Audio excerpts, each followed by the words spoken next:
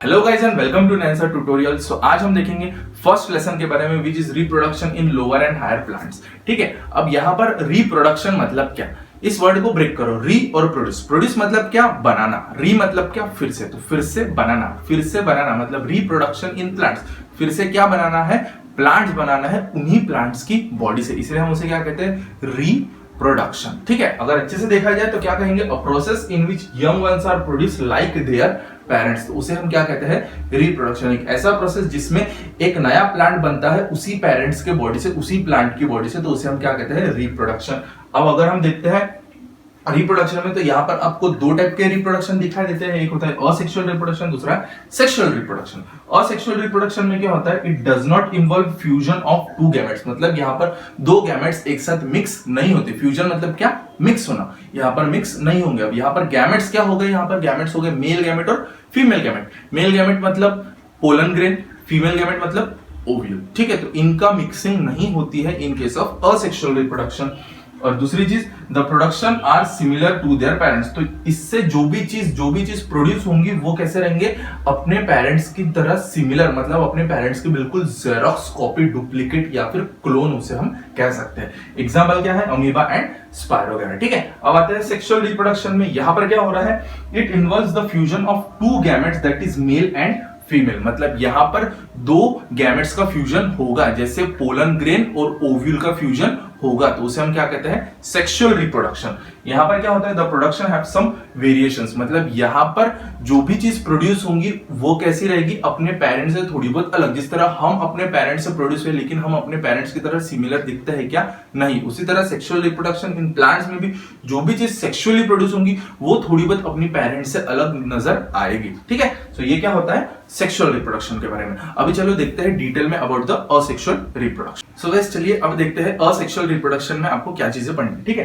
तो asexual reproduction में mostly आपको तीन चीजें पढ़नी है, वो है fragmentation, budding and spores formation. इसके अलावा भी मैं एक दो चीजें इंक्लूड कर दूंगा। तो अब फ्रेगमेंटेशन मतलब क्या, फ्रेगमेंट्स मतलब क्या, छोटे छोटे पार्ट। ठीक है, तो फ्रेगमेंटेशन में इसका एग्जांपल है आपको स्पायरोगैरा, जिसके बारे में आप 9th स्टैंडर्ड और 10th में भी पढ़ चुके हो। अब फ्रेगमेंटेशन में क्या होता है कि ये जो स्पायरोगैरा, ये पेरेंट बॉडी, ये अपने आप को ब्रेक कर देती है छोटे छोटे पार्ट्स, छोटे छोटे फ्रेगमेंट्स में। देखो फ्रेगमेंट्स मतलब क्या, छोटे छोटे पार्ट्स, तो ये स्पायरोगैरा अपने आप को ब्रेक कर देना उन छोटे छोटे पार्ट्स में। फिर ये छोटे छोटे पार्ट्स क्या करेंगे, अपने आप को फिर से एक मदर स्पायरोगैरा या फिर पेरेंट स्पायरोगैरा बना लेंगे। फिर यही पेरेंट स्पायरोगैरा फिर से अपने आप को छोटे छोटे पार्ट्स में डिवाइड करेंगे, फिर वो पेरेंट में बन जाएंगे, फिर वो डॉटर में बन जाएंगे। तो इस तरह से ये प्रोसेस चलते रहती है। ठीक है, तो इसे हम क्या कहते हैं, फ्रेगमेंटेशन, जिसमें multicellular organism break itself into small fragments and then this fragment get develop into the individual parents. समझ में आ गया। ठीक है, नेक्स्ट चलते हैं बडिंग।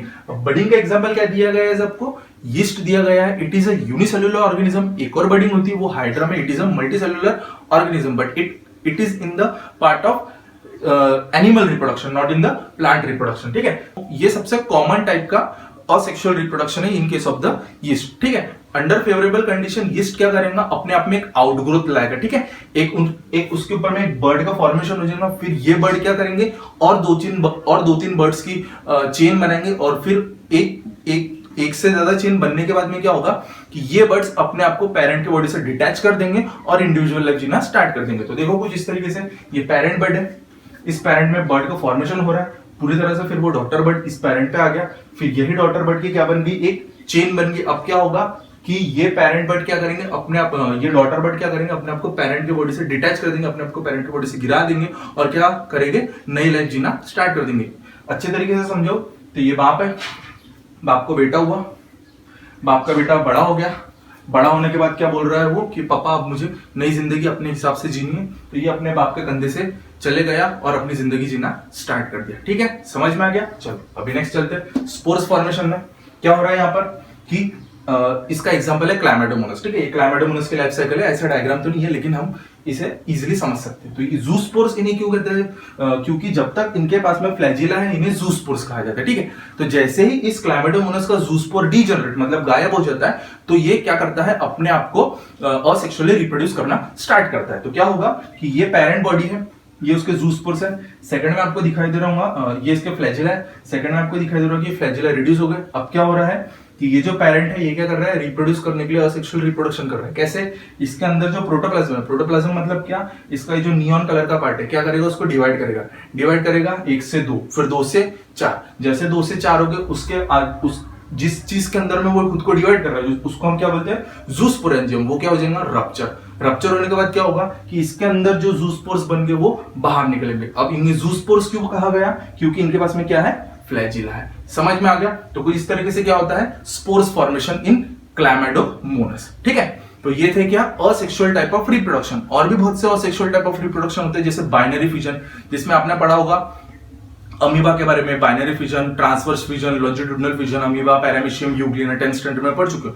बाइनरी फिजन में क्या होता है, सबसे पहले एक एग्जांपल लेते हैं हम अमीबा क्या करता है, अपने आप को डिवाइड कर देता है 2 पार्ट में। कैसे? सबसे पहले क्या होता है, डिवीजन ऑफ द न्यूक्लियस, फिर क्या होता है, डिवीजन ऑफ द साइटोप्लाज्म। ठीक है, कैरियोकाइनेसिस एंड साइटोकाइनेसिस। तो इस तरह से क्या होता है, बाइनरी फिजन। अब आते हैं वेजिटेटिव प्रोपगेशन पे, वेजिटेटिव रिप्रोडक्शन में। वेजिटेटिव रिप्रोडक्शन मतलब क्या होता है, एक ऐसा रिप्रोडक्शन जिसमें प्लांट खुद के ही बॉडी से खुद को रिप्रोड्यूस करना स्टार्ट कर देते हैं, जिसमें हम क्या देखते हैं, that a plant reproduce asexually through the vegetative part. अब इसमें आपको 2 टाइप है, एक है आर्टिफिशियल और दूसरा है नेचुरल। आर्टिफिशियल में आपको 3 टाइप्स पढ़ने हैं, एक है कटिंग, दूसरा ग्राफ्टिंग और तीसरा टिश्यू कल्चर। कटिंग में क्या किया जाता है, कोई भी एक प्लांट रहेंगे, जैसे बोगनविले ले लिया या आपने रोज ले लिया, तो आप क्या करते हो, रोज की छोटी सी स्टेम को कट करते हो, उस स्टेम को आप ग्राउंड में जाके या जमीन में जाके गाड़ देते हो, तो उसमें से एक नया रोज उगना स्टार्ट हो जाता है। इसे हम क्या कहते हैं, कटिंग।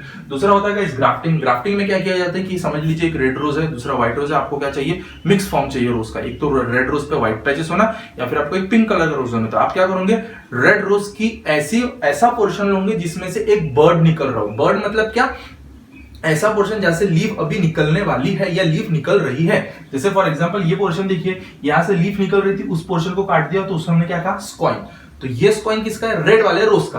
अब क्या करेंगे, हम स्टॉक वाला पोर्शन लेंगे। स्टॉक मतलब क्या, ऐसा प्लांट जो ग्राउंड में अभी भी रूटेड है, जो जमीन में अभी भी गड़ा हुआ है, उसमें क्या करेंगे, एक छोटा सा होल करेंगे और फिर क्या करेंगे, ये स्क्वाइन वाला पोर्शन उस छोटे होल में जाकर इनोकुलेट कर देंगे, इम्प्लांट कर देंगे उसको, और फिर क्या कर लेंगे, हम वहां पर जाके एक नॉट बांध लेंगे। तो क्या होगा, कुछ दिनों के बाद आपको क्या नजर आएगा कि ये जो बर्ड था जहां से रेड वाले फ्लावर के लीव्स निकल रहे थे, उसी में से लीव्स निकल रहे हैं, और यही प्लांट पे आपको क्या नजर आ रहा है, कुछ डिफरेंट कलर, पिंक कलर का फ्लावर या फिर ऐसा फ्लावर जिसमें रेड और व्हाइट कलर के पैचेस हो। ठीक है, तो इसे हम क्या कहते हैं, ग्राफ्टिंग। ठीक है, ये मोस्ट कॉमन है जो गार्डनर्स करते हैं। उसके बाद आता है टिश्यू कल्चर पे। इस पे हम क्या करते हैं, प्लांट लेते हैं, उसके छोटे छोटे टुकड़े किए जाते हैं, मतलब एक पीस लिया जाता है एक प्लांट का, फिर उस पीस के छोटे छोटे पीस किए जाते हैं, फिर उन छोटे पीसेस को हम क्या करते हैं, टेस्ट ट्यूब में इनोकुलेट कर देते हैं। इनोकुलेट मतलब वहां पर अपन प्लेस कर देते हैं। अब ऐसे ही इनोकुलेट नहीं करते, उस टेस्ट ट्यूब के अंदर में एक ऐसा मीडिया रखा जाता है जो उसको पूरा न्यूट्रिशन प्रोवाइड करता है, जो उसको नेचुरली मिलता है, लेकिन उसको वो आर्टिफिशियली प्रोवाइड करते हैं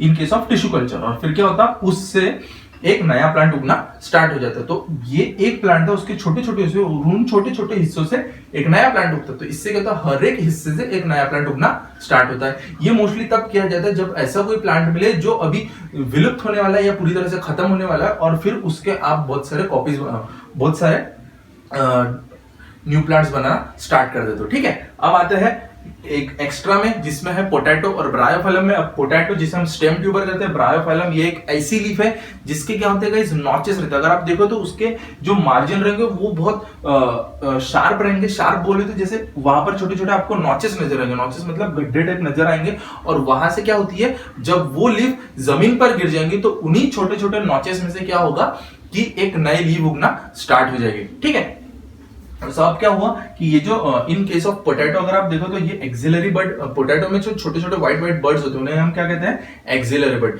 इन एक्सिलरी बर्ड्स को जब आप ग्राउंड में डाल देते हो तो क्या होता है कि एक नया प्लांट उगना स्टार्ट हो जाता है। ग्राउंड में जब आप उन्हें गाड़ दो तो आपको एक नया पोटैटो का प्लांट उगना स्टार्ट हो जाता है। क्यों? बिकॉज ये axillary bud under favourable condition क्या करता है, आपको एक नया पोटैटो का प्लांट देना स्टार्ट कर देता है। वही ब्रायोफाइलम में देखो तो इसकी लीफ जब अपने प्लांट से डिटैच हो जाती है तो उसकी लीफ में इसे क्रिसेंट एंड स्यूकुलेंट लीफ कहा जाता है। ठीक है, अगर आप पूरी लैंग्वेज में, बायोलॉजी की लैंग्वेज में बोले तो इसे हम क्रिसेंट और स्यूकुलेंट लीफ कहते हैं। अब मैं आपको नोट्स प्रोवाइड कर दूंगा डिस्क्रिप्शन बॉक्स में। वो लीफ क्या करती है, कि अपने मार्जिन या अपने नॉचेस में से क्या करती है, एक नए प्लांट को उगाना स्टार्ट कर देते। फिर ये नया प्लांट क्या करता है, अपनी लीफ जहां से वो उगाया था उससे खुद को डिटैच कर देता है और एक नए इंडिविजुअल प्लांट में जीना स्टार्ट कर देता है। तो ये क्या है गाइस, ये है about the vegetative propagation in the plant. अभी नेक्स्ट लेक्चर में हम क्या देखेंगे, सेक्सुअल रिप्रोडक्शन इन प्लांट और structure and TS of anther देखेंगे। ठीक है, थैंक यू सो मच।